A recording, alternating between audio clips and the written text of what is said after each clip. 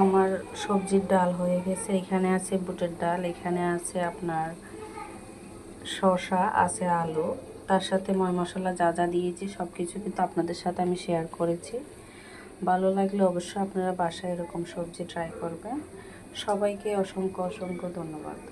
আলু দিয়ে দিয়েছি, সাথে এখানে কিছু টমেটো দিয়ে দিব, টমেটো পেস্ট। এটা দিলে তরকারির স্বাদটা আরো বাড়ে, সবজি যেহেতু রান্না করতেছি। আসসালামু আলাইকুম এভরিওয়ান, আশা করি সবাই ভালো আছেন। আমি আজকে ডাল দিয়ে সবজি রান্না করব। ডালটাকে আগে আমি গলিয়ে নিয়েছি, যেহেতু এটা বুটের ডাল।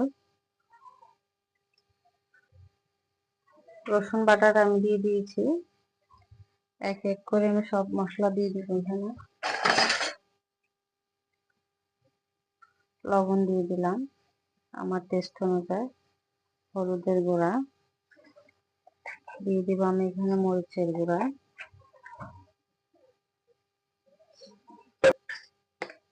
এখানে ধনিয়ার গুঁড়া দিয়ে দিলাম, জিরার গুঁড়া।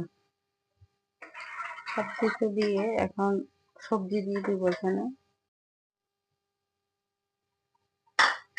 এখন সবজি দিয়ে দিলাম। এখানে আলু আর শসা আছে, বড় যে ফল বলা হয়, এটা দিয়ে ডাল দিয়ে রান্না করব সবজি, তেল দাগিয়ে। এখন আমি কষানো দিয়েছি, যখন আমি তেল দাগাবো অবশ্যই আপনার সাথে শেয়ার করব।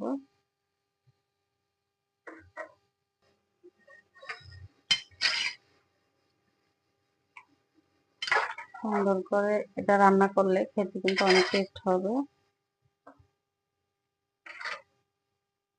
দেখুন মাশাআল্লাহ, আমার এই সবজির ডালটা হয়ে গেছে। গাঢ়ও বলতে পারেন অথবা সবজির ডালও বলতে পারেন। যেহেতু আমার ঘরে ঝোল বেশি পছন্দ করে, যার কারণে আমি এভাবে গাঢ় করে রান্না করে নিয়েছি। তো খেতে কিন্তু মাশাআল্লাহ অনেক টেস্টি হয়। তো এখন আমার এটা রান্না প্রায় শেষ, আমি এটা নামিয়ে নিব। নামিয়ে নেওয়ার পরে আমি এখানে ফ্রাই প্যান বসাবো তেল দাগানোর জন্য। তো আমি ফ্রাই প্যানে এখন রসুন কুচি এবং পেঁয়াজ কুচি দিব। তার আগে আমি তেল আর কিছুটা কালি জিরা ব্যবহার করব সুন্দর একটা ফ্লেভারের জন্য। যেহেতু আমরা গরম মশলা কম পছন্দ করি, যার কারণে আমি কয়েকটা শাহি জিরা দিয়ে দিয়েছি। তার সাথে আমি এখানে দিয়ে দিব কিছুটা কালো জিরা, সেটাও আমি অল্প, খুব অল্প আকারে দিয়েছি। এভাবে সবজি রান্না করলে কিন্তু অনেক টেস্ট লাগে। দিয়েছি আমি রসুন কুচি এবং পেঁয়াজ কুচি দিয়ে সুন্দর করে আমি এই ডালটাকে তেল দাগিয়ে নিব। তো আপনাদের কাছে কিরকম লাগে